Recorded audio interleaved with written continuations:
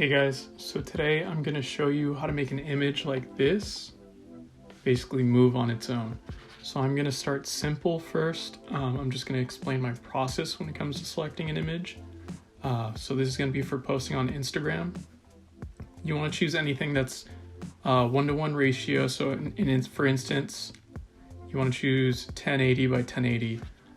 You want to find an image that's that size or bigger because you want the resolution to be good, you want the quality to be good. Whenever I do that, I go to Google Chrome, I look up who or what I'm going to make the image move of. I go to images, and then to make sure it's like a large file, I just go to size, I go to tool, size, large, and then I scan the images and see, okay, which one can I make move with the least amount of work, because it is a process depending on how difficult or how much you want the image to move. For instance, I chose this one because it's a good image to work with. You're gonna see that in order to make an image move or add animation, you have to account for the lost space or the lost information in the image. So what we're going to do is take this image into Photoshop, select the subject, remove the subject, and then use content aware fill, the puppet tool, and the healing brush in order to fill in that empty space. So when Frank moves, there's going to be background behind him, because currently there isn't any information saying, oh, okay, so the rest of the camera doesn't have the rest of the information saying there's, a background behind the subject. So we do that by going to Photoshop, go to create new, make sure you do it 1080 by 1080 because we're posting this on Instagram. Create, go to file. I do place embedded, you can do place link, but let's just do place embedded.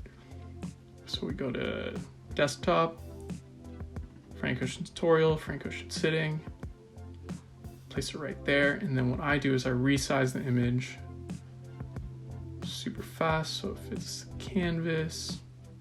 And I'm just going to do a quick explanation. So it's a smart object, right click, rasterize the layer. If you go to your properties panel and scroll down, you can remove the background, so make that easy on yourself. Real quick, we want to make sure we duplicate this layer, put this underneath. It doesn't really matter as long as you rename it, like this one's going to be the subject, this one's going to be the background. So get the subject, we remove the background, so you can see it's just Frank now. And what I do is I do command click on the subject layer, preferably the mask. And then after that, you go to the background and hit delete. So now when you turn off the subject layer, you'll see that the background is missing the subject. And in order to fill it in now, what we would do is get the lasso tool or whatever selection tool you want to get, make a rough outline. I'm not going to show the entire process just for this time's sake, but you select that. I use a combination of the content aware fill tool. What you do is basically open up content aware fill, select the background, just some of the background so it has enough information to work with. Yeah, so that looks pretty good. Perfect. So usually this little part right here, you can tell it's been edited. So what I'd recommend is probably getting like the puppet tool or like the healing brush to fix that a little bit. But let's not worry about it. This is just trying to show you what you have to do. So you go to File, Save As, and then whatever folder you want to save it to. So I'm saving this Frank Ocean tutorial. So I'm going to label it Frank Ocean Motion Project. Save the Photoshop file. Boom. All right, now the important part is we open up After Effects. So I was working with After Effects with like a 2012 computer. It worked. I just recommend you don't incorporate video because that's when it crashes. It worked, but it does take a while. But anywho, so in this instance, we're going to do a new project. It might seem overwhelming if you're not familiar with After Effects. For this instance, just follow exactly what I'm going to say if you want to just make something move. So you click New Composition. You're going to come up with the composition settings. Label this Frank Ocean Motion. Frame rate, you want it to be 25, 30, the typical. Duration. So here I usually keep it at the 20-second mark. You can make it longer if you'd like, but I think 20-second clips get the job done. Just if you want to show off, you can make something move. Background color, that's up to you. I usually work with black. You can work with white. So these are the settings you want to have. Take a good look. Make sure it's 1080 by 1080. That's what you want, 1080 pixels by 1080 pixels. Hit OK. So now you go to your project panel over here, and then you right click, import file. So now that you do that, I have it saved on my desktop. So I go to Frank Ocean Tutorial, and then I make sure to open the Photoshop file. So here you're gonna get this pop-up. Make sure it's an editable layer styles, and make sure the import kind is composition. So you hit OK. So now you're gonna have the Photoshop file as a composition saved in your project panel. So what you're gonna get is grab it, drag it down here, boom, onto your timeline. So After Effects is really similar to Photoshop. This is pretty much like a group file within a group file, or like a layer within a layer, if that makes sense. Like a smart object, when you double click a smart object and then you can edit it in there and it's non-destructive. So what we're gonna do is double click the composition. So now you're gonna see our layers here.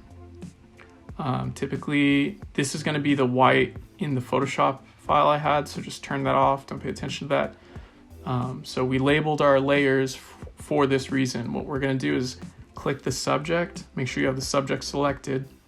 So now that the subject's selected, you go up here.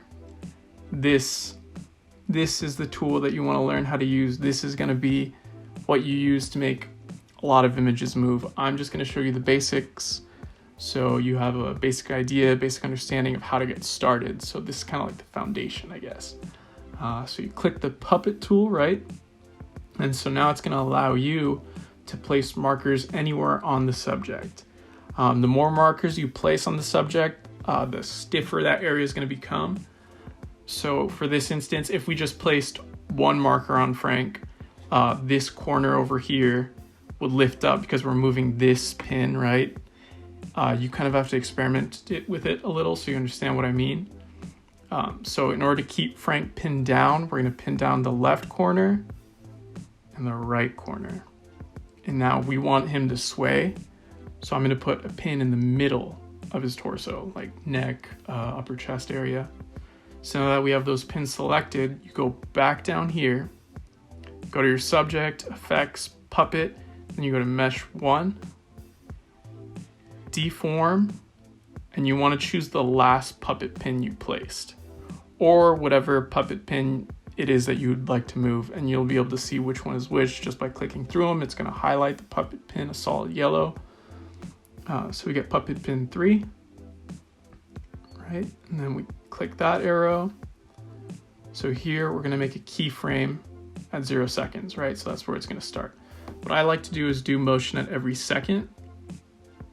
So at the 1 second mark, we're going to move, we want Frank to move to the left a little bit, right?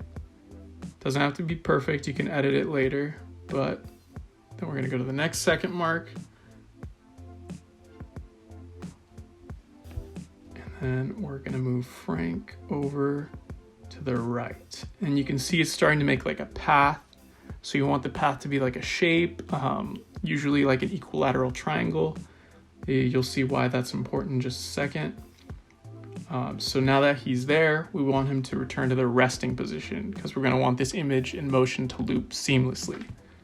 So what I do is I click the first keyframe, Command C, go to the 3 second mark, and then Command V. So now if you zoom in, you'll see that there's a shape in a triangle right here, and that's the path of motion Frank is going to follow. So go click this little cursor up here, Go to the back of your timeline, press space in order to play, and you're gonna see Frank moves. But he stops after the last keyframe. So in order to loop that motion, hold the cursor and then hold shift, and then drag your cursor over to the last keyframe, make sure it's selected. It's gonna whip straight to that keyframe. So what you're gonna do here is, you see this little stopwatch? You're gonna hit Alt or Option. You're gonna hit that play button right here, and you're gonna use the expression property loop out. Don't worry too much about the content or what might be in it. This is just basically what it's saying is it's gonna loop at the start again, and it's gonna repeat this animation over and over. So now if we rewind, hit space, we have a looping motion. And yeah, that's pretty much it. There's a lot of YouTube videos covering this more in depth than I am, but I think this is a good starting point for all of you guys if you wanted to get a good idea of how to, start. Because I started with hardly any knowledge about After Effects, but I think this is a good starting point. And the more effects you learn, the cooler your graphics become, the cooler your motion projects become. So YouTube is a great source. Definitely check it out. Hope you guys enjoyed.